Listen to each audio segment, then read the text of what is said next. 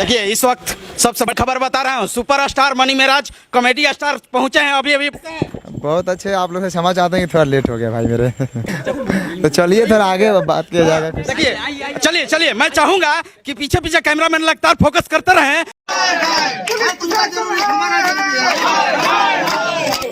तो नमस्कार दोस्तों, भोजपुरी इंडस्ट्री से अभी अभी ताजा खबर निकल के आ रही है कि कॉमेडी के महानायक मनी मेराज पहुंच चुके हैं आकांक्षा दुबे के घर उनके मां से मिलने। जी हाँ, मनी मेराज की लाइव तस्वीरें आप देख रहे हैं। मनी मेराज पहुंच चुके हैं आकांक्षा दुबे के घर उनके मां से मिलने के लिए। तो जी हाँ दोस्तों, मनी मेराज ने आकांक्षा दुबे के घर पर उनके मां से मिल के बहुत बड़ी सांत्वना दी और बोला कि हम आपके साथ हैं। तो दोस्तों, मनी मेराज सुबह सुबह साहेबगंज मुजफ्फरपुर से अपने गाड़ी से निकले बनारस भदोई के लिए। उन्होंने विश्वास दिलाया कि आरोपी को जल्द से जल्द सजा मिलेगी, हम आपके साथ हैं। तो जी हाँ, मनी मेराज काफी अच्छे इंसान हैं और काफी बढ़िया।